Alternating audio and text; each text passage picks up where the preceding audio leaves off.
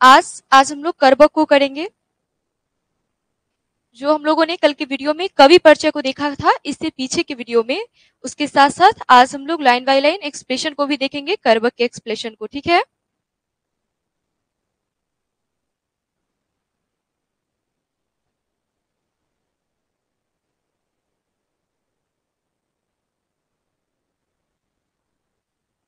आप लोग जो कैसे भी आवाज आ रही है आप लोग को एक बार कमेंट कर दीजिए। ठीक है, तो स्टार्ट करें। ओके ओके ठीक है, तो स्टार्ट करते हैं। आज का जो हमारा टॉपिक है वो क्या है, काव्यखंड का जो फर्स्ट चैप्टर है। ठीक है, काव्यखंड का जो फर्स्ट चैप्टर है कर्बक, उसे आज हम लोग देखेंगे। ठीक है, आज के वीडियो में हम लोग कर्बक को देखेंगे। ठीक है, और इसके जो लेखक है वो कौन है, वो है मलिक मोहम्मद जैसी। ठीक है, कर्बक के लेखक कौन है, मलिक मोहम्मद जैसी। ठीक है, तो आज हम लोग कर्बक पे चर्चा करने वाले हैं। ठीक है, ये हमारे काव्यखंड का फर्स्ट चैप्टर है। ठीक है, काव्यखंड का पहला चैप्टर है कर्बक, उसी पे आज हम लोग चर्चा करेंगे। ठीक है, इसके जो लेखक है वो कौन है, वो है मलिक मोहम्मद जैसी जी। ठीक है, मलिक मोहम्मद जैसी है कर्बक के लेखक। ठीक है, तो चलिए चलते हैं कवि परिचय पे। हम लोगों ने इससे पीछे का जो क्लास किया था, ठीक है, उसमें हम लोगों ने कवि परिचय को देखा था, लेकिन एक बार फिर से रिवीजन के पॉइंट से हम लोग कवि परिचय को देखेंगे और उसके बाद चैप्टर पे चलेंगे। ठीक है, तो चलिए देखते हैं कवि परिचय को। आज ये रिवीजन पॉइंट की तरह आपके लिए होगा। देखिए, कवि परिचय में हम लोग देखेंगे जन्म।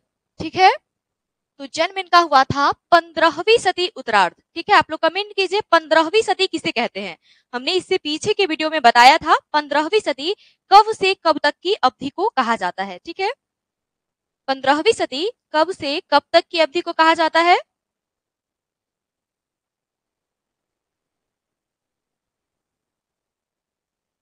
देखिए, मलिक मोहम्मद जायसी जी का जो जन्म है वो कब हुआ था, 15वीं सदी उत्तरार्ध। ठीक है, अनुमानित तिथि है, ये क्या है, अनुमानित तिथि 1492। ठीक है, 15वीं सदी हम कहते हैं 1400 से लेकर के 1499 तक की जो अवधि होती है। ठीक है, 1400 से लेकर के 1499 तक की जो अवधि होती है उसे हम 15वीं शताब्दी के नाम से जानते हैं। क्लियर। ठीक है, 1400 से लेकर के 1499 तक की जो अवधि होती है उसे हम 15वीं शताब्दी के नाम से जानते हैं। ठीक है, ठीक है, तो यहाँ पे लिखा हुआ है उत्तरार्ध।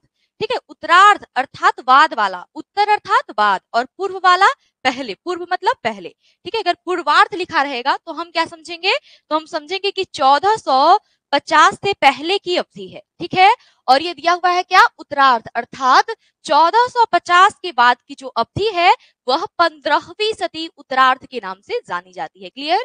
तो 1492 ये एक अनुमानित जन्मतिथि है। ठीक है, ये मलिक मोहम्मद जायसी जी की एक अनुमानित जन्मतिथि है 1492 ईस्वी, इसलिए क्या कहा गया इसे, 15वीं सदी उत्तरार्ध। क्लियर।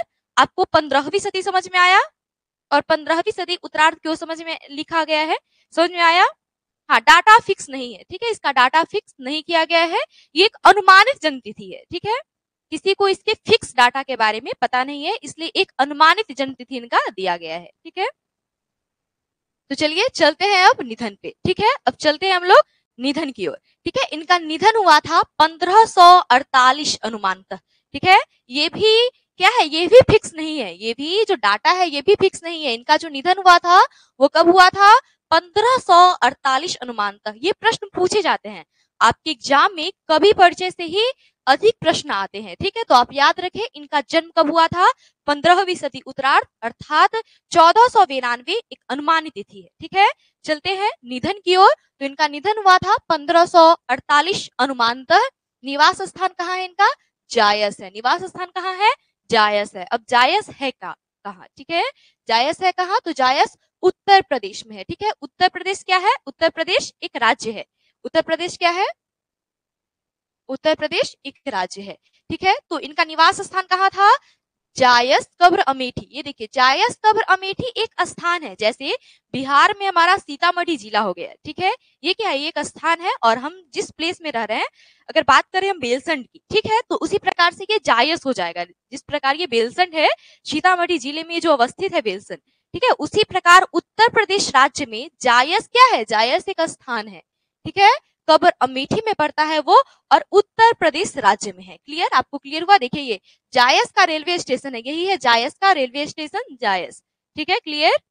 तो आपको ये समझ में आया होगा, एक बार कमेंट कर दीजिए आपको यहां तक समझ में आया, जन्म तक क्लियर हुआ, उनका निवास स्थान तक, कोई प्रॉब्लम है इसमें?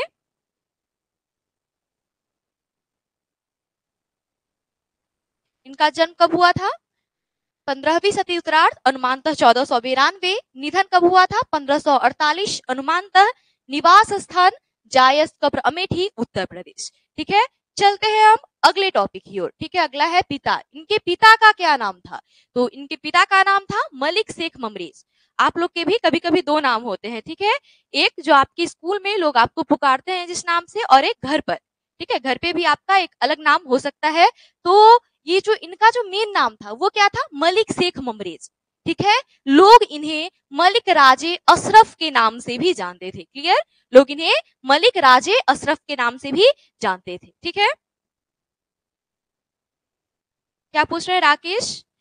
अनुमान कैसे लगाए? ठीक है, अनुमान लगाया गया है इसलिए कि इनकी जो रचना है, ठीक है, वह 1492 अर्थात मानिए 1500 के बाद ही आई हुई है, इसलिए एक अनुमानित तिथि लगाया गया है कि इनका जो जन्म होगा वो 1492 में हुआ होगा। ठीक है, एक अनुमानित तिथि है ये।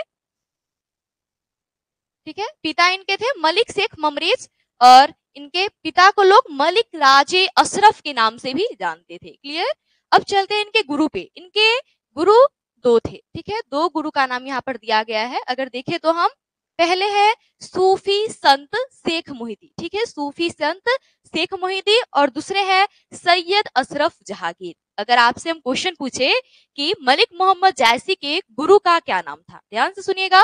पहला ऑप्शन हमारा है सूफी संत शेख मोहिदी, दूसरा है सैयद अशरफ जहांगीर, तीसरा ऑप्शन है ए और बी दोनों, और चौथा ऑप्शन है उपयुक्त में से कोई नहीं। तो क्या होगा इसका सही आंसर? तो इसका जो सही आंसर होगा वो क्या होगा? ऑप्शन सी, क्योंकि ए और बी दोनों, ठीक है, हाँ, ए और बी दोनों इसका सही ऑप्शन होगा, सूफी संत शेख मोहिदी और सैयद अशरफ जहांगीर। ठीक है, इनके माता जी के नाम के बारे में कोई पता नहीं है, ठीक है, जिद्दी आदित्य। इनके मम्मी के बारे में कोई नहीं लिखा गया है, ठीक है, बस एक इनके पिताजी के बारे में इंफॉर्मेशन दी गई है। ठीक है, ऑप्शन सी, वेरी गुड। अब चलते हैं इनकी वृत्ति पर। देखिए, आरंभ में जायस, जायस क्या है? जायस एक जगह का नाम है। तो जबकि उत्तर प्रदेश में जायस में जो इनका निवास स्थान था, ये रहते थे, तो उस समय ये क्या करते थे? उस समय ये किसानी करते थे। ठीक है, उस समय ये क्या करते थे? किसानी करते थे। ठीक है, उसके बाद शेष जीवन इनका फकीरी में बीता। ठीक है, इनका जो शेष जीवन अर्थात कुछ दिन ये किसानी किए जब ये जायस में रहते थे, और उसके बाद ये क्या करने लगे? फकीरी करने लगे, अर्थात साधु संतों की संगति में रहने लगे। ठीक है, क्लियर हुआ? फकीरी अर्थात साधु संत की संगति में रहना, उनका कोई गृहस्थ जीवन नहीं बच सका। ठीक है, गृहस्थ जीवन में नहीं रहते थे वो, साधु संतों की संगति में रहते थे। ठीक है, उन्हीं के साथ रहते थे। क्लियर, कोई प्रॉब्लम है आपको? देखिए, बचपन में ही अनाथ साधुओं फकीरों के साथ भटकते हुए इनका बचपन बीता। क्लियर, तो चलते हैं अब हम लोग। कोई प्रॉब्लम है तो आप अभी कमेंट कर सकते हैं। ठीक है, तो चलते हैं हम लोग नेक्स्ट स्लाइड पे। ठीक है, हम एक बार एक स्लाइड की चर्चा कर लेंगे, तो आपको जो भी प्रॉब्लम होगा उसमें, ठीक है, वो आप हमें अपने कमेंट के माध्यम से बताइएगा। क्या प्रॉब्लम है राजेश, बताइए क्या प्रॉब्लम है आपको? बताइए राजेश, क्या प्रॉब्लम है?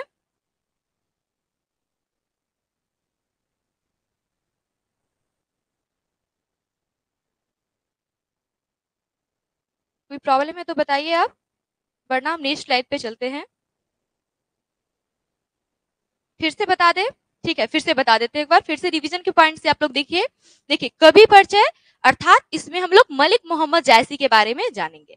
ठीक है, जन्म इनका हुआ था 15वीं सदी उत्तरार्ध अर्थात 1450 के बाद हुआ होगा। एक अनुमानित तिथि बताई गई है कि 1492 में इनका जन्म हुआ था। ठीक है, क्लियर, चलते हैं निधन की ओर। 1548 ये भी एक अनुमानित तिथि है। ठीक है, किसी को इसके फिक्स डाटा के बारे में पता नहीं है, ठीक है, किसी को इसके फिक्स डाटा के बारे में पता नहीं है, ठीक है।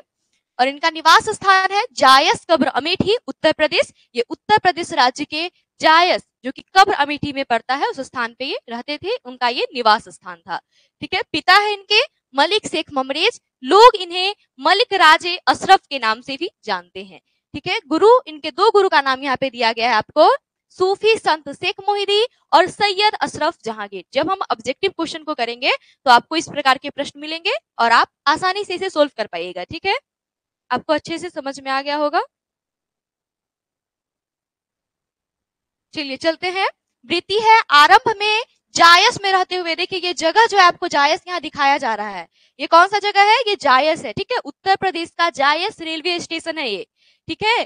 तो आरंभ में जब ये जायस में रहते थे तो ये किसानी करते थे, ठीक है, और बाद में ये फकीरी करने लगे। बचपन से ही ये अनाथ थे और साधुओं फकीरों के साथ भटकते हुए इनका जीवन बीता, ठीक है, क्लियर।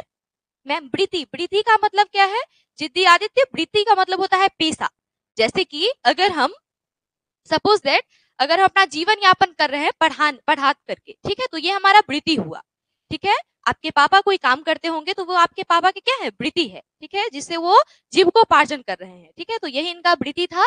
आरंभ में ये किसानी करते थे और बाद में ये क्या करने लगे, बाद में ये फकीरी करने लगे। वृत्ति मतलब होता है पेशा, क्लियर। चलिए आगे बढ़ते हैं, हाँ टाइम लग रहा है।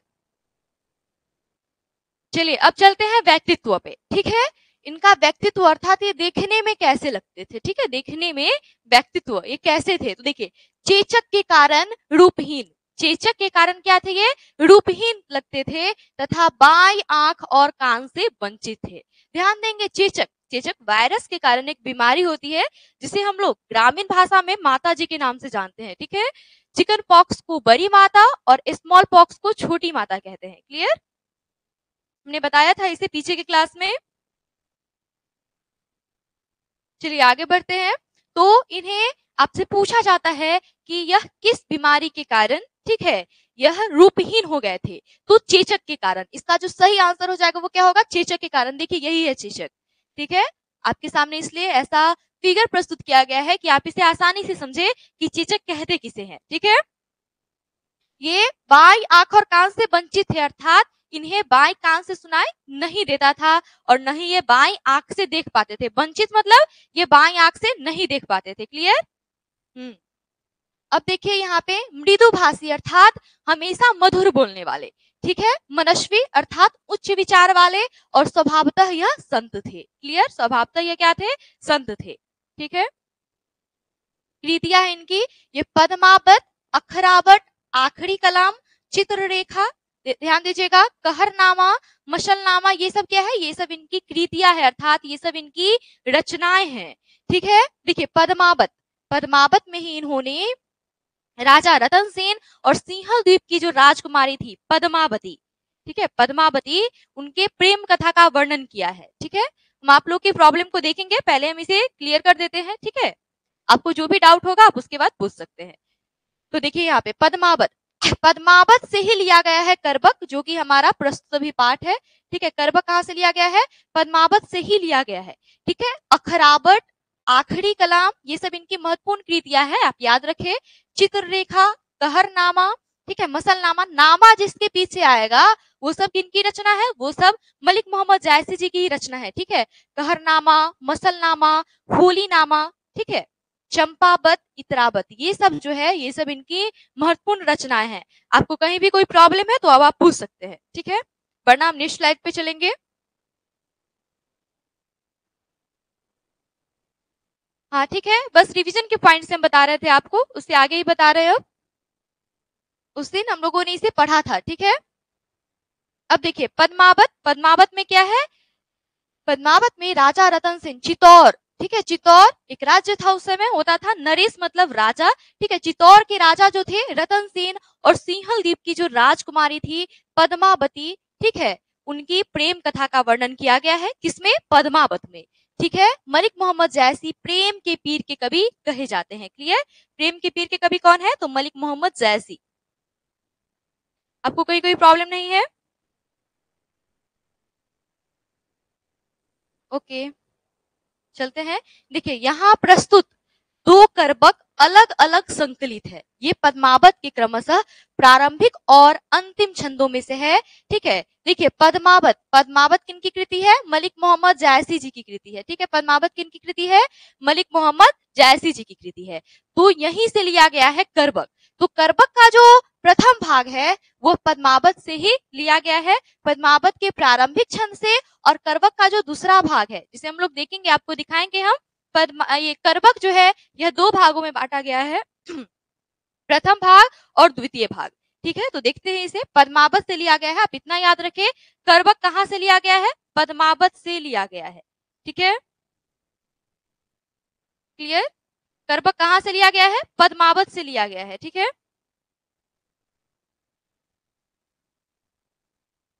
आपको कोई प्रॉब्लम है तो आप पूछ सकते हैं,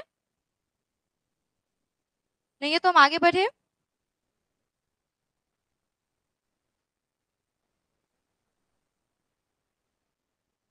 तो चलते हैं अगली स्लाइड पे। ठीक है, नो प्रॉब्लम। रामकिशन, ठीक है। राजेश कुमार दीदी, करबक का मतलब क्या होता है?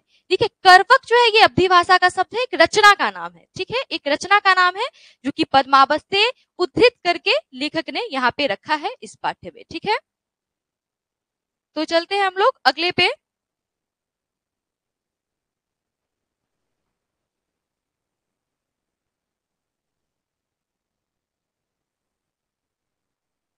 तो देखिए, चलिए, ये हमारा पद्मावत। ठीक है, पद्मावत से जो करबक लिया गया है उसका जो पहला भाग है वो क्या है? करबक।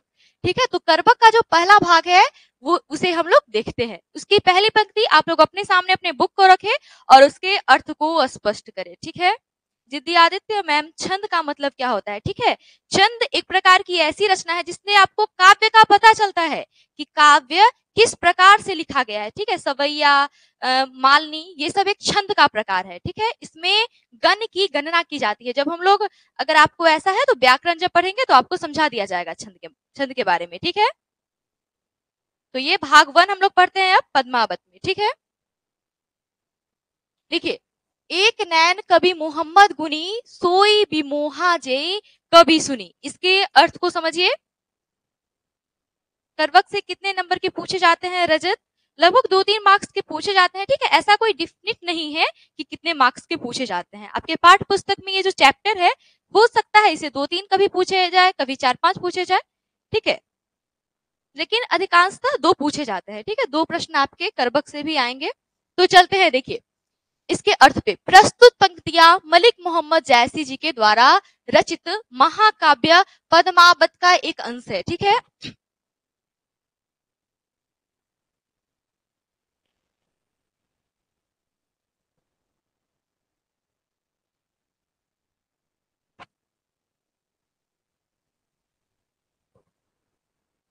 देखिए देखते हैं हम लोग। एक नैन कवि मोहम्मद गुनी, सोई बिमोहा जे कवि सुनी। प्रस्तुत पंक्तियां मलिक मोहम्मद जायसी जी के द्वारा रचित महाकाव्य पद्मावत का एक अंश है। ठीक है, किससे लिया गया है? ये पद्मावत से लिया गया है। किसके द्वारा रचित है? तो यह मलिक मोहम्मद जायसी जी के द्वारा रचित है। क्लियर? जो कि हमारे पाठ पुस्तक के करबक से लिया गया है। ये पंक्ति किससे लिया गया है? करबक से लिया गया है। ठीक है, तो अब देखते हैं इसके अर्थ को। नैन, नैन मतलब क्या होता है? आंख होता है। नैन मतलब आंख। ठीक है, कवि मोहम्मद गुनी, गुनी अर्थात गुनी, गुणशाली। ठीक है, सोई मतलब वही, और जय मतलब जिसने। अब देखिए इसके अर्थ को। एक नैन कवि मोहम्मद गुनी, कवि कहते हैं कि वह एक नैन के होते हुए भी, मोहम्मद मतलब मलिक मोहम्मद जायसी। ठीक है, तो कवि ये बात कह रहे हैं कि वह एक नैन के होते हुए भी गुणवान है। उनकी कवि वाणी में यह प्रभाव है कि जो भी उनकी काव्य को सुनता है वह क्या हो जाता है? सोई बिमोहा जय कवि सुनी। ठीक है, सोई मतलब वही, जो उनकी काव्य को सुनता है वह मोहित हो जाता है। क्लियर? गुणी अर्थात होता है गुणशाली। मुंशुन, गुणी अर्थात होता है गुणशाली। ठीक है, आपको कहीं से कोई प्रॉब्लम है इसमें तो आप पूछ सकते हैं। ठीक है, वरना हम आगे बढ़ते हैं। मलिक मोहम्मद जायसी जी ने अपने बारे में कहा है, ठीक है, कि वह एक नैन के होते हुए भी गुणवान है। उनके पास बाई आंख नहीं है। आपको याद होगा मलिक मोहम्मद जैसी के पास क्या है, बाईं आंख नहीं है, इसलिए उन्होंने कहा है कि वह एक नैन के होते हुए भी गुणवान है, जो भी उनकी कवि वाणी को सुनता है वह मोहित हो जाता है। ठीक है, इस पंक्ति का यही अर्थ है। चलते हैं हम लोग अगले स्लाइड पे। देखिए यही है पद्मावत, यही इनकी रचना है। ठीक है, पद्मावत से ही ये लिया गया है करबक। अब देखिए अगला जो हमारा है, अगला जो पंक्ति है उसे हम लोग देखें। चांद जैस जग विधि अवतारा, दिन कलंक किन्ह उजियारा। देखिए चांद जैस, जैस मतलब जैसा, जैस मतलब क्या होता है, जैसा। ठीक है, जग विधि अवतारा, दिन कलंक किन्ह उजियारा। कवि कहते हैं कि जिस प्रकार, ठीक है, ईश्वर ने संसार में सदोष अर्थात दोष युक्त, चंद्रमा में क्या है, दाग है, चंद्रमा में क्या है, दाग है, दोष युक्त है चंद्रमा, फिर भी वह क्या है, फिर भी वह प्रकाश युक्त है, फिर भी उसमें प्रभा है। ठीक है, स्वदोष दोष युक्त लेकिन प्रभा युक्त चंद्रमा को बनाया है।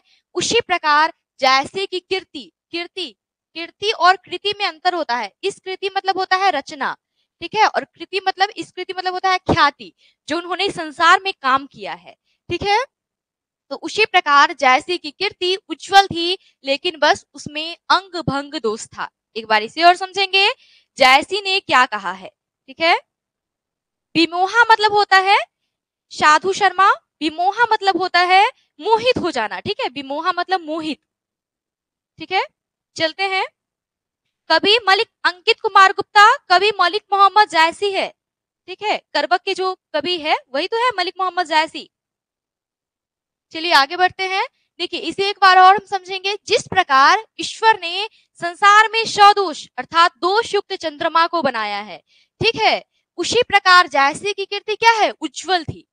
चंद्रमा में क्या है, दाग है, लेकिन फिर भी यह क्या है, फिर भी यह प्रकाश युक्त है। क्या, दो पक्ष होते हैं, शुक्ल पक्ष और कृष्ण पक्ष। आप देखेंगे कृष्ण पक्ष के समय आप बाहर निकलेंगे नाइट के समय तो अंधेरा रहता है, जबकि शुक्ल पक्ष के समय जब चंद्रमा उपस्थित होता है उस समय प्रकाश का अनुभव होता है आपको। ठीक है, तो चंद्रमा क्या है, चंद्रमा में प्रकाश है, चंद्रमा प्रकाश युक्त है। ठीक है, चंद्रमा को बनाया है। उसी प्रकार जायसी ने अपनी तुलना चंद्रमा से की है कि हमें भी अंग भंग दोष है लेकिन हमारी कीर्ति भी क्या है, हमारी ख्याति भी उज्जवल है। ठीक है, किसकी तरह, चंद्रमा की तरह। आपको इसमें कोई प्रॉब्लम है तो आप पूछ सकते हैं, वरना हम आगे बढ़ते हैं। ठीक है, जैसे में अंग भंग दोष था क्योंकि उनका बाईं आंख, ठीक है, बाईं आंख और कान क्या था, वंचित था, खराब था। ठीक है, बाईं आंख और कान से वो वंचित थे। क्लियर, आपको कहीं कोई प्रॉब्लम है तो आप पूछ सकते हैं, नो प्रॉब्लम। ठीक है, रामकिशन आगे बढ़ते हैं थर्ड लाइन पे। ठीक है, थर्ड लाइन पे आगे बढ़ते हैं हम लोग। अब देखिए, जग सूझा एक ही नैनाहा, उबा सुख अस नक तन माना। ठीक है, नक तन माना, पहले हम लोग इसके अर्थ को समझते हैं। ठीक है, स्क्रीन फुल कीजिए, नहीं कटेगा।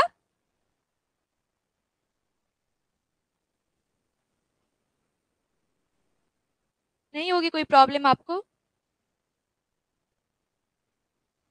दिखाई नहीं देता है। आप फिर से एक बार चेक कीजिए, फिर से एक बार काट करके आप फिर से शुरू कीजिए। ठीक है, हो जाएगा प्रॉब्लम आपका सोल्व। देखिए, जग सूझा एक ही नैनाहा, उबा सुख अश नक्तन माना।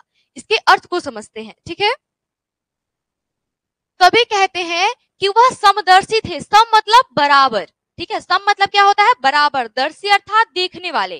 कवि कहते हैं कि वह सबको बराबर रूप से देखने वाले थे। ठीक है, क्योंकि उन्होंने संसार को हमेशा एक ही आंख से देखा था।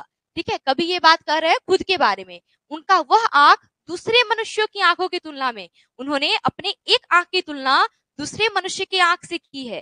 ठीक है, कि वह एक आंख दूसरे मनुष्य के आंखों की तुलना में ठीक उसी प्रकार तेज था जिस प्रकार तारागण के बीच, यहाँ पे देखिए बहुत सारे तारा है। ठीक है, बहुत सारे तारा है, लेकिन सबसे ज्यादा प्रकाश किसमें है, इसमें। ये कौन सा तारा है, यह शुक्र तारा है। आप आसमान में देखिएगा तो शुक्र तारा जो होता है वो सबसे अधिक चमकीला होता है। ठीक है, शुक्र में सबसे अधिक प्रकाश होता है। तो उन्होंने अपनी एक आंख की तुलना किससे की है, शुक्र तारा से की है। ठीक है, उन्होंने बताया है कि हमारा वह आंख, एक ही आंख जो हमारा है वह शुक्र के समान क्या है, चमकीला है। अन्य लोगों की आंखों की तुलना में वह क्या है, वह तेज है, ठीक है, अन्य लोगों की आंखों की तुलना में तेज है। देखिए यहाँ पे दूसरे मनुष्य की आंखों की तुलना में ठीक उसी प्रकार तेज था जिस प्रकार तारागण के बीच उदित हुआ शुक्र तारा। उदित अर्थात उजागर हुआ, ठीक है। कोई प्रॉब्लम है? कोई प्रॉब्लम हो तो आप पूछ सकते हैं स्लाइड में। नक्षत्रमाना मतलब होता है नक्षत्रों के मध्य, ठीक है। इन नक्षत्रों के मध्य ये जो शुक्र तारा है ये क्या है? ये सबसे अधिक प्रकाश दे रहा है, सबसे अलग है, ठीक है, यही बताया है कवि ने। तो आपको कोई प्रॉब्लम है इसमें तो आप पूछ सकते हैं हमसे, नो प्रॉब्लम। ठीक है, तो हम आगे बढ़ते हैं अगले स्लाइड पे। ठीक है, इसमें ध्रुव तारा की बात नहीं की गई है, शुक्र तारा की बात की गई है, ठीक है। सुख लिखा गया है अर्थात शुक्र तारा, ठीक है। सुख अवधि में ऐसे ही सुख लिखते हैं शुक्र को।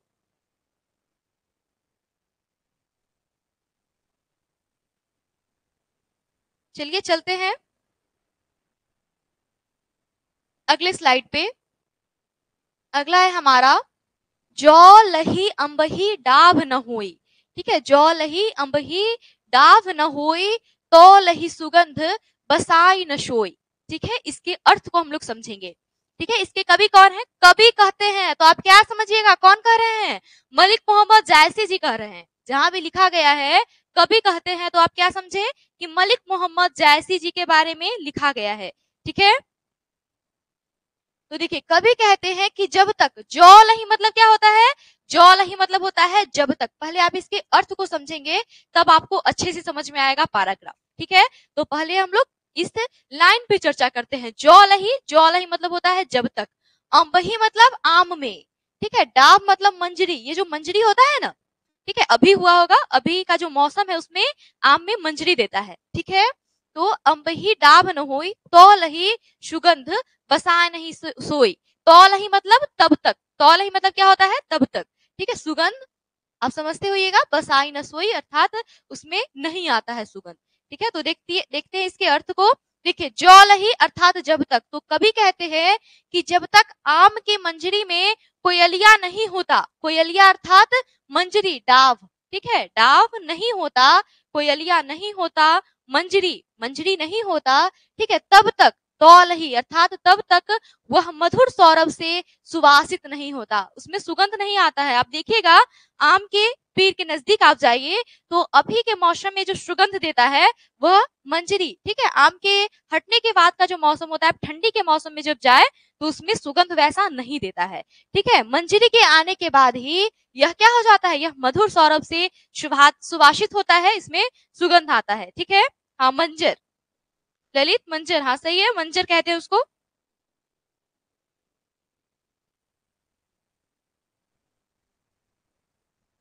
बसाई का मतलब क्या होता है? मुंजुन। बसाई का मतलब कि उसमें आना, बसना, ठीक है। सुगंध इसमें तभी बसता है जब इसमें क्या आता है? जब इसमें मंजरी आता है, ठीक है। क्लियर? आपको ये समझ में आ गया होगा अच्छे से। रवि फिर से, अच्छा ठीक है, फिर से एक बार समझ आइए आप लोग। आप लोग चैट से ज्यादा पढ़ाई पे ध्यान दीजिए, ठीक है। आप लोग को जब समझ में नहीं आए, जब हम एक बार पैराग्राफ करवा दे तो आप पूछिए, ठीक है। जो जब आपको जो प्रॉब्लम हो कोई तब आप पूछ सकते हैं, ठीक है। देखिए जौ लही अंबही डाव न होई तो लही सुगंध बसाई न सोई। कवि कहते हैं कि जब तक आम की मंजरी में कोयलिया नहीं होती, अर्थात मंजरी नहीं होता, आम में मंजरी नहीं होता, ठीक है, तब तक वह मधुर सौरभ से सुवासित नहीं होता। क्लियर? तब तक इसमें सुगंध नहीं आता है। समझ में आ गया? एक बार ओके लिख देंगे। हाँ टिकोला उसी को बोलते हैं, टिकोला होता है तब, मंजरी में जब तक टिकोला नहीं आता। देखिए यहाँ पे फिगर के माध्यम से भी आपको समझाया गया है। ओके बढ़ते हैं अगले स्लाइड की ओर। 5 नंबर जो पैराग्राफ है हमारा वो है, किन्न समुद्र पानी जो खारा तो अति भयु असूझ अपारा, ठीक है। कवि कहते हैं, कवि कहते हैं अर्थात कौन कहते हैं? मलिक मोहम्मद जायसी जी कहते हैं, ठीक है। कवि कहते हैं अर्थात मलिक मोहम्मद जायसी जी कहते हैं, ठीक है। तो मलिक मोहम्मद जायसी जी कहते हैं कि समुद्र का पानी क्या है? खारा है। समुद्र का पानी खारा है, इसलिए ही वह असूझ और अपार है। असूझ अर्थात उस पर कोई ध्यान नहीं देता, ठीक है, कोई, क्योंकि समुद्र का पानी हम लोग पीने के जल में उपयोग नहीं करते हैं, ठीक है, और इसलिए वह क्या है, अपार है, ठीक है। समुद्र के पानी की कोई सीमा नहीं होती, आप देख सकते हैं फिगर में कि समुद्र क्या है, अपार है, इसकी कोई सीमा नहीं है कि ये कहां तक जाएगा। यहाँ से आपको पता चल रहा है क्या, नहीं चल रहा है, इसलिए यह क्या है, असूझ और अपार है। क्यों, क्योंकि समुद्र का पानी कैसा है, समुद्र का पानी खारा है, ठीक है, समुद्र का पानी खारा है, ठीक है, क्लियर। आपको इस स्लाइड में कोई प्रॉब्लम है तो आप पूछ सकते हैं, वरना हम आगे बढ़ते हैं। हाँ, अनंत है, ठीक है, अंकित कुमार गुप्ता, हाँ सही, अनंत है, ठीक है, अपार अर्थात होता है अनंत, ठीक है, ओके, बढ़ते हैं आगे हम लोग। 6 नंबर जो पैराग्राफ है, ध्यान दीजिएगा, इसमें कुछ ऐतिहासिक घटना के बारे में बताया गया है। जो सुमेरु त्रिशूल बिनाखा, सुमेरु अर्थात सुमेरु एक पर्वत है, ठीक है, सुमेरु क्या है, सुमेरु एक पर्वत है। भा कंचनगिरी लोग आकाशा, ध्यान दीजिएगा, जो सुमेरु, सुमेरु क्या है, एक पर्वत है। त्रिशूल, त्रिशूल को अवधी भाषा में त्रिशूल लिखा जाता है, ठीक है, त्रिशूल लिखा जाता है, ऐसे हम लोग लिखते हैं ना हिंदी में त्रिशूल, ठीक है, ऐसे त्रिशूल लिखते हैं, तो इसे अवधी भाषा में त्रिशूल लिखा जाता है, क्लियर। पिनाखा, पिनाखा अर्थात नाश करना, ठीक है। भा कंचनगिरी, कंचन अर्थात सोना, ठीक है, कंचनगिरी लोग आकाशा, अब इसके अर्थ को समझिए, ठीक है। कौन सा पर्वत, सुमेरु, सुमेरु एक पर्वत है, ठीक है।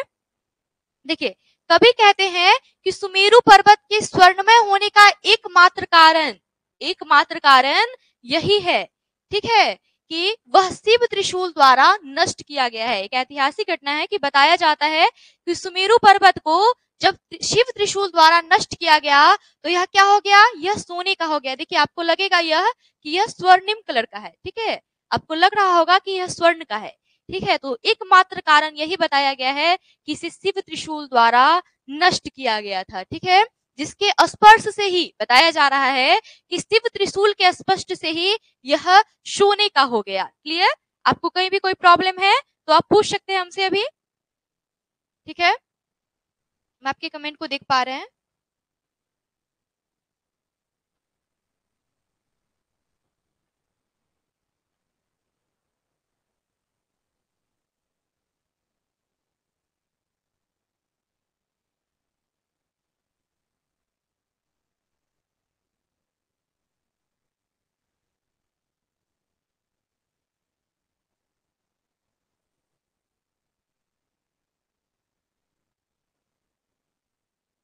कोई प्रॉब्लम है आपको, नो प्रॉब्लम।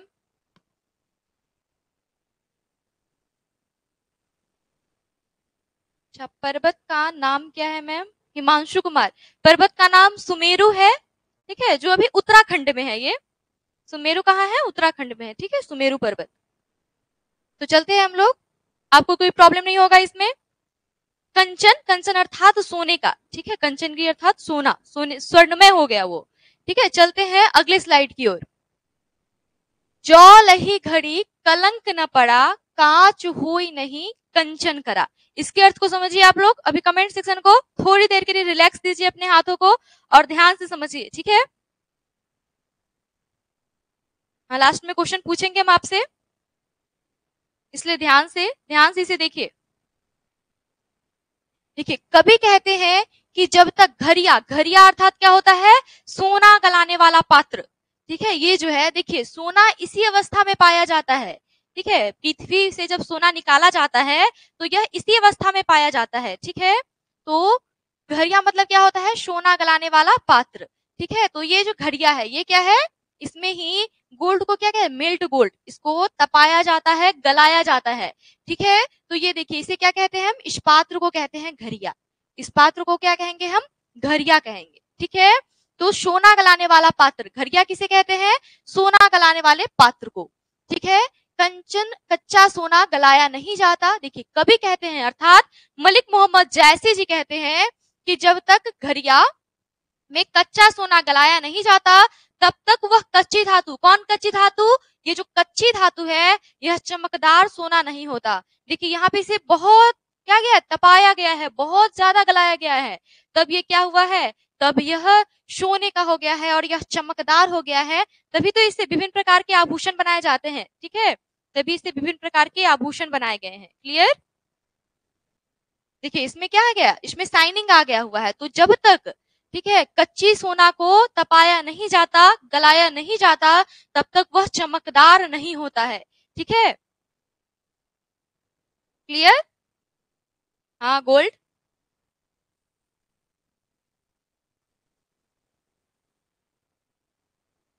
तो आपको ये क्लियर हो गया होगा। कोई क्वेश्चन है आपसे तो आप पूछ सकते हैं, अभी कोई प्रॉब्लम है आपको तो।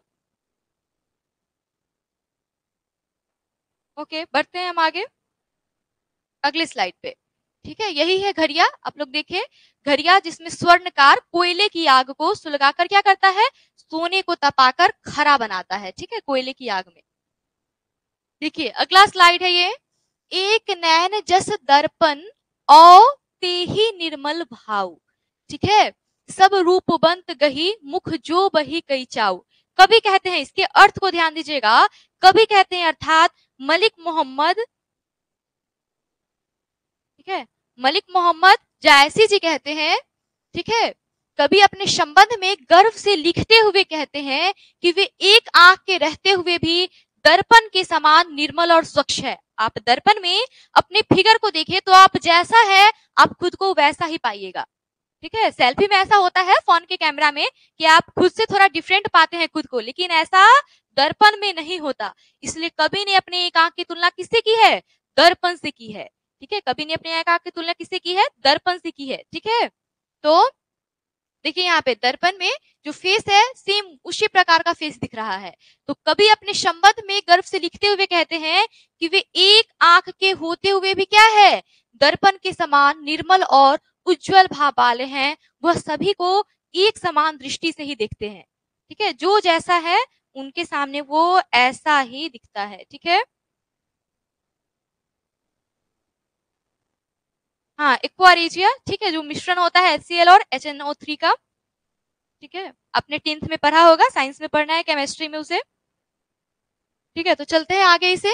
देखिए दर्पण के समान निर्मल और उज्जवल भाव वाले हैं, सभी रूपवान व्यक्ति उनका पैर पकड़कर अधिक उत्साह से उनके मुख की ओर देखा करते हैं। ठीक है, यानी उन्हें नमन करते हैं। देखिए यहाँ पे आप अर्थ स्पष्ट कीजिए खुद से, एक नैन जस दर्पण और तेहु निर्मल भाव, मतलब कभी अपने संबंध में गर्व से लिखते हुए कहते हैं कि वह एक आंख के रहते हुए भी क्या है, दर्पण के समान निर्मल और उज्जवल भाव वाले हैं। तो ये इतने का अर्थ हो गया, 8 पैराग्राफ का अर्थ यहाँ तक है। ठीक है, फिर देखिए, सब रूपवंत गही मुख जो बही कई चाव, सभी रूपवान व्यक्ति उनका पैर पकड़कर अधिक उत्साह से उनके मुख की ओर जो बही अर्थात होता है देखा करते हैं। ठीक है, मुख जो बही कई चाव अर्थात उनके मुख की ओर देखा करते हैं, यानी उन्हें नमन करते हैं। क्लियर? तो आपको समझ में आया?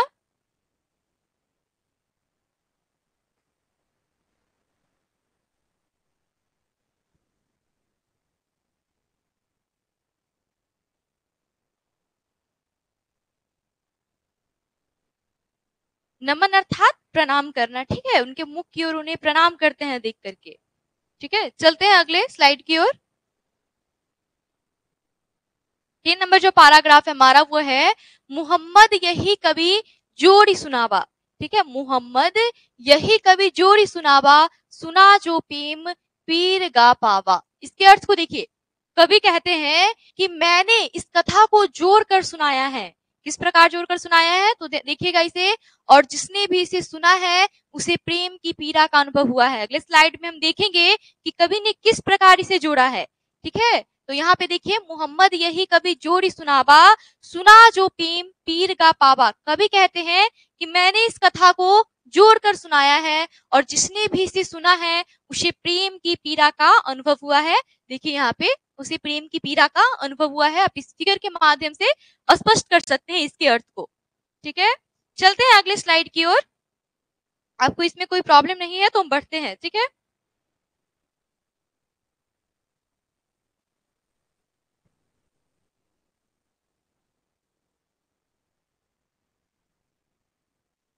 चलिए बढ़ते हैं आगे।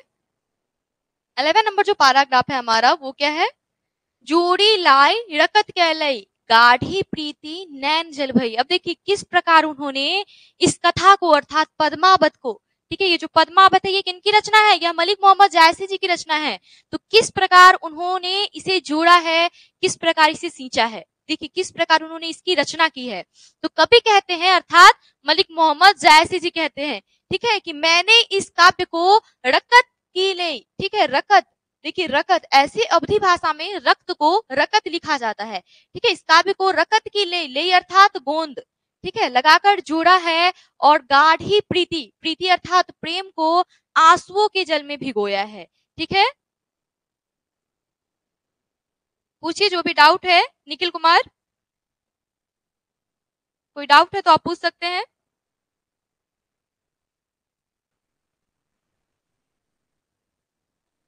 प्रेम की पीड़ा का मतलब अर्थात प्रेम का दुख, ठीक है। आप जब पद्मावती को देखिएगा तो आपको इसका स्टोरी पता चलेगा, ठीक है, कि यह किस प्रकार की रचना की गई है मलिक मोहम्मद जायसी जी के द्वारा, ठीक है।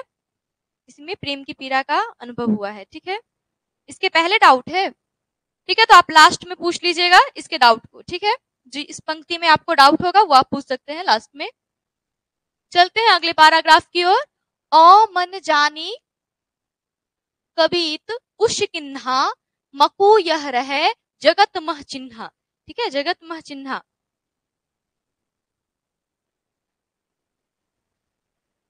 ठीक है, इसे देखिए, ओ मन जाने कबीत उश्किन्हा, ठीक है, तो कवि कहते हैं कि मैंने यह काव्य यह विचार करके निर्माण किया है, ठीक है, कि यह शायद मकु, मकु अर्थात मुझे, मकु का मतलब क्या होता है, मुझे, ठीक है, कि मकु यह रहे जगत मह चिन्हा, कि यह शायद मेरे मरने के बाद, किसके मरने के बाद, मलिक मोहम्मद जायसी जी ने अपने बारे में लिखा है कि मेरे मरने के बाद संसार में यह मेरी यादगार के रूप में रहे, और आज यह यादगार के रूप में है भी कि इस पे एक फिल्म का निर्माण हुआ, पद्मावत, ठीक है, पद्मावती एक फिल्म का निर्माण हुआ इनकी ही रचना पर, मलिक मोहम्मद जायसी जी की ही रचना पर, और आज हम लोग इन्हें पढ़ रहे हैं, ठीक है, तो इनकी यह काव्य की वजह से ही।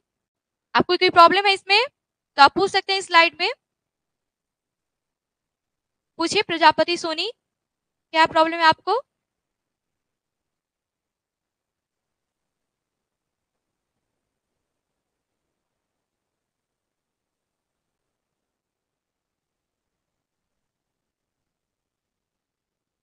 हम आगे बढ़े, ओके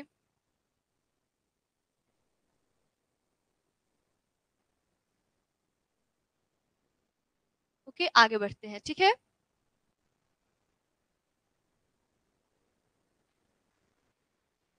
ठीक है, 30 नंबर जो पैराग्राफ है, कहा सो रतन सेनी, देखिए कहा सो रतन सेनी अश राजा, ठीक है, कहा सुवा असी बुद्धि उपराजा।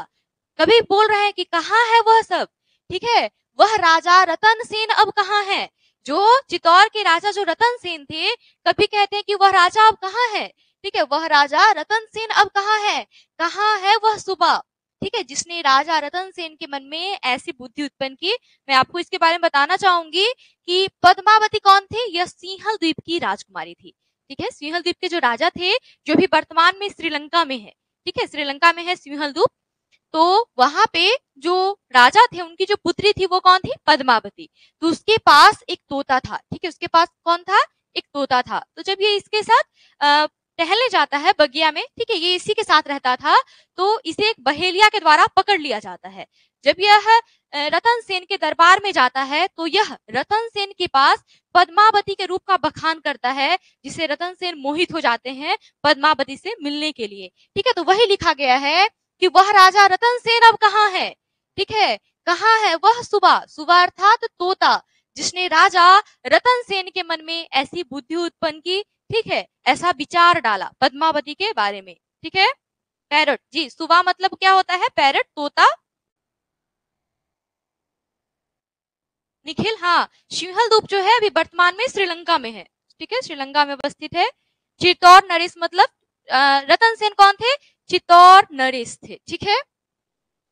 तो वो अर्थात कहाँ के राजा थे, चित्तौड़ के राजा थे वो, ठीक है। तो आपको ये समझ में आ गया होगा, ये पद्मावती है और उनका ये तोता है, ठीक है।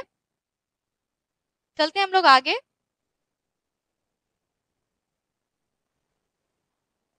अगले स्लाइड की ओर। आपको इसमें कोई प्रॉब्लम है तो आप पूछ सकते हैं। रकत कीलई अर्थात होता है रक्त का गोंद, ठीक है। अर्थात आप ये समझे कि काफी मेहनत से उन्होंने इस काव्य को लिखा है, ठीक है राकेश। हाँ, ऐसा ऐतिहासिक घटना में बताया गया है कि वो तोता जो था वो बोलता था, ठीक है। जो तोता था वो बोलता था और उसने ही राजा रतन सेन के पास जाकर के पद्मावती के रूप का बखान किया, ठीक है। तो चलते हैं हम लोग 40 नंबर पैराग्राफ पे। कहा अल्लाउद्दीन सुल्तानो, कहा राघव जय किन्ह बखानो। इसे ध्यान दीजिएगा, कहाँ है सुल्तान अल्लाउद्दीन। अब आया सुल्तान अल्लाउद्दीन की चर्चा। देखिए चित्तौड़ राजा रतन सेन जो थे उनके दरबार में एक कौन थे, राघव चेतन रहते थे, ठीक है, राघव चेतन। तो किसी विवाद के कारण राघव चेतन को राज्य से निकाल दिया गया। तो राघव चेतन ने राजा रतन सेन से बदला लेना चाहा और इसलिए उन्होंने अल्लाउद्दीन खिलजी के सामने जाकर के पद्मावती के रूप का बखान किया कि जिससे अल्लाउद्दीन खिलजी रतन सेन से पद्मावती के लिए युद्ध करे और उसका बदला पूरा हो जाए, ठीक है। राजा रतन सेन ऐसा राजा रतन सेन से बदला लेना चाहता था कौन, राघव चेतन। तो वही लिखा हुआ है कि कहाँ है सुल्तान अल्लाउद्दीन। अल्लाउद्दीन के सामने ही राघव चेतन ने पद्मावती के रूप का बखान किया था, ठीक है। कहाँ है वह राघव चेतन जिसने अल्लाउद्दीन के सामने पद्मावती के रूप का वर्णन किया। राघव चेतन को गद्दार कहा जाता है, ठीक है, यही है राघव चेतन, ठीक है, जो किसके सामने, अल्लाउद्दीन खिलजी के सामने पद्मावती के रूप का बखान किया, जिससे अल्लाउद्दीन क्या हो गए, रतन सेन से युद्ध करने के लिए तैयार हो गए, ठीक है। पद्मावती को वो पाना चाह रहे थे। तो आपको ये समझ में आ गया होगा इसका अर्थ।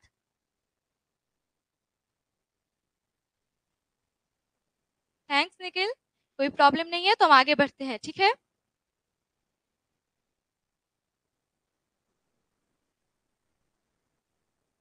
देखिए यहाँ पे वही अल्लाउद्दीन और किसके बारे में बताया गया है, राघव चेतन के बारे में बताया, ठीक है। राघव अर्थात राघव चेतन, ठीक है। बढ़ते हैं हम लोग आगे। 50 नंबर जो पैराग्राफ है वो क्या है, कह स्वरूप। देखिए कह स्वरूप पदुमावती रानी, ठीक है, कोई न रहा जग रही कहानी। कवि क्या कर रहे हैं कि कौन कौन था, देखिए इन्होंने किसकी घटना को कहा है, राजा रतन सेन, पद्मावती का जो तोता था, राघव चेतन, अल्लाउद्दीन खिलजी। तो यही कवि बता रहे हैं कि कह स्वरूप पद्मावती रानी, कहाँ है वह रूपवती ललना रानी पद्मावती। देखिए जो पद्मावती है इसकी ही सुंदरता का बखान किया गया था, ठीक है, किसके सामने, अल्लाउद्दीन खिलजी के सामने। किसने किया था, राघव चेतन ने, ठीक है। तो कहाँ है वह रूपवती ललना रानी पद्मावती, ठीक है, कोई भी इस संसार में नहीं रहा। अभी प्रेजेंट में कोई इनमें से कोई संसार में है क्या, नहीं है, लेकिन रह गई है तो बस इनकी कहानियां, ठीक है। संसार में अभी बस इनकी कहानियां रह गई है जिसे हम लोग अभी वर्तमान में पढ़ रहे हैं, ठीक है। कल क्वेश्चन आंसर नहीं होगा आपका राकेश, मंडे को हम लोग ऑब्जेक्टिव करेंगे इसका, ठीक है। करबक का ऑब्जेक्टिव करेंगे हम लोग मंडे को, ठीक है, क्योंकि हिंदी की क्लास आपकी मंडे, ट्यूसडे और वेडनेसडे को चलती है, ठीक है। तो आपको इसमें कोई कहीं प्रॉब्लम नहीं होगा। कह स्वरूप पद्मावती रानी अर्थात कहाँ है वह रूपवती, इसके रूप का बखान किया गया है पद्मावती के, कि कहाँ है वह रूपवती ललना रानी पद्मावती, कोई भी इस संसार में नहीं रहा। इसमें राघव चेतन, राजा रतन सेन, ठीक है, यह अल्लाउद्दीन खिलजी, कोई भी संसार में नहीं रह गए हैं, बस रह गई है तो इनकी कहानियां, ठीक है, बस इनकी कहानियां रह गई है इस संसार में। अगला देखिए, धनी सो पुरुख जस कीर्ति जासु, फूल मरै पे मरे न वासु। वह पुरुष धन्य महान है। देखिए यहाँ क्या लिखा गया है, धनी सो पुरुष जस कीर्ति जासु, वह पुरुष महान है, ठीक है, जिसकी कीर्ति और प्रतिष्ठा इस संसार में है। जिसकी कीर्ति और प्रतिष्ठा क्या है, इस संसार में है, जिसकी ख्याति इस संसार में रह गई है। मरने के बाद आपका जो कार्य होता है वही संसार में रह जाता है, ठीक है। आपने देखा होगा अगल बगल जितने भी लोग आपके सामने में मर गए हैं, ठीक है, उनकी जो ख्याति है, उनका जो कार्य है वो आपने अभी तक याद रखा होगा, ठीक है, आपको याद होगा। तो वही बताया गया है कि वह पुरुष धन्य महान है जिसकी कीर्ति और प्रतिष्ठा इस संसार में है, ठीक है, उसकी ख्याति उसी तरह रह जाती है। किस प्रकार, फूल मरे पे मरे न वासु, जिस प्रकार फूल के मुरझा जाने पर भी उसका जो सुगंध रहता है वह रह जाता है। अब देखिएगा, फूल मुरझा जाता है फिर भी उसका जो सुगंध रहता है वो उसमें वर्तमान रहता है, वो उसमें उपस्थित रहता है। ठीक है, कहीं कोई प्रॉब्लम है आपको इसमें? देखिए यहाँ पे जो फूल है यह मुरझा गया है फिर भी इसका जो सुगंध है ये इसमें उपस्थित है। ठीक है, वही बताया गया है। कहीं प्रॉब्लम है आपको तो आप बता सकते हैं हमें। इस पैराग्राफ में कोई प्रॉब्लम है? नो। ठीक है अंकित, हम लोग बढ़ते हैं आगे।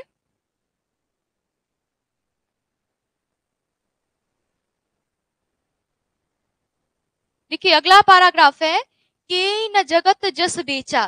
ठीक है, के न जगत जस बेचा। के एक अवधि भाषा का शब्द है और के का हिंदी अर्थ होता है किसने। ठीक है, तो के न जगत जस बेचा, के न लिन्ह जस मोल, जो यह पढ़े कहानी हम सबरै दुई बोल। देखिए पहले हम 17 नंबर जो पैराग्राफ है उसके अर्थ को समझेंगे। तो इस संसार में यश ना तो किसी ने बेचा है। देखिए के न जगत जस बेचा, इस संसार में यश ना तो किसी ने बेचा है और न लिन्हा जस मोल, और न ही किसी ने खरीदा है। ठीक है, और न ही किसी ने खरीदा है। कभी कहते हैं कि मेरे कलेजे के खून से रचित, देखिए जो यह पढ़े कहानी हम सबरै दुई बोल, कभी आगे कह रहे हैं कि जो भी मेरे कलेजे के खून से रचित इस कहानी को पढ़ेगा, पद्मावती, किस कहानी को? तो पद्मावती को। ठीक है, वह हमें 2 शब्दों में याद रखेगा। देखिए यहाँ पे इस फिगर के माध्यम से आप समझ सकते हैं कि ये पढ़ा जा रहा है इनके द्वारा, और ये इन्हें जब हम भी आज पढ़ रहे हैं, अगर पद्मावती को, करबक को पढ़ रहे हैं, तो क्या कर रहे हैं? मलिक मोहम्मद जायसी जी को याद कर रहे हैं। ठीक है, तो कवि की यही इच्छा थी कि कवि कहते हैं कि जो भी मेरे कलेजे के खून से रचित इस काव्य को पढ़ेगा वह हमें 2 शब्दों में याद रखेगा। ठीक है, यश, यश मतलब होता है कीर्ति, ख्याति। ठीक है, यश मतलब कार्य। ठीक है, आप जो कार्य कर चुके हैं, तो क्या कोई दूसरा जो कार्य किया हुआ है क्या आप उसे रुपया से खरीद सकते हैं कि ये तुम मुझे क्रेडिट दे दो, मैं ये काम किया हुआ हूं? नहीं, जिसने जो काम किया है उसका क्रेडिट उसी को मिलता है। ठीक है, तो यही बताया गया इसमें, यश उसी को कहते हैं, कार्य। ठीक है, तो आपको ये समझ में आ गया होगा अच्छे से। ये हमारा लास्ट पैराग्राफ था। ठीक है, तो आज हम लोगों ने करबक के लाइन बाय लाइन एक्सप्लेनेशन को देखा। आपको इसमें कोई भी प्रॉब्लम है तो आप हमें 2 मिनट के अंदर में पूछ सकते हैं, उसके बाद हम क्लास को एंड करेंगे। ठीक है, और अगला जो हमारा क्लास होगा मंडे को, उसमें हम लोग करबक के ऑब्जेक्टिव प्रश्न को देखेंगे। ठीक है, कोई प्रॉब्लम है तो आप पूछे हमसे।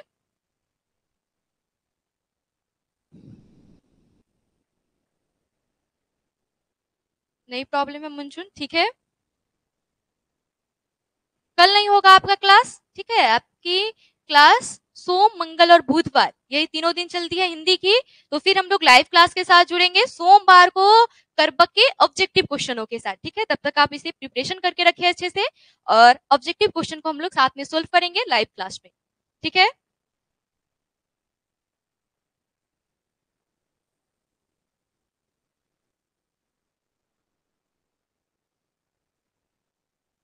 ठीक है निखिल, हम अगले दिन जब ऑब्जेक्टिव क्वेश्चन करेंगे तो हम पहले पूछेंगे आप लोगों से, तब हम आंसर देंगे। ठीक है, तो आप लोग इसका रिवीजन करके रहिएगा। ठीक है,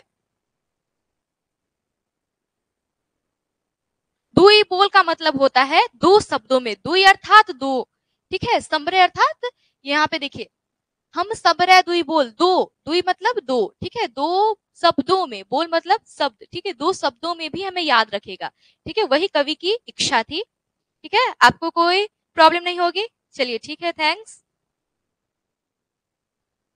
चलिए, तो आज की लाइव क्लास हम यहीं पे एंड करते हैं। मिलते हैं हम लोग मंडे को लाइव क्लास में करबक के ऑब्जेक्टिव क्वेश्चनों के साथ। तब तक के लिए धन्यवाद। ठीक है, बाय बाय।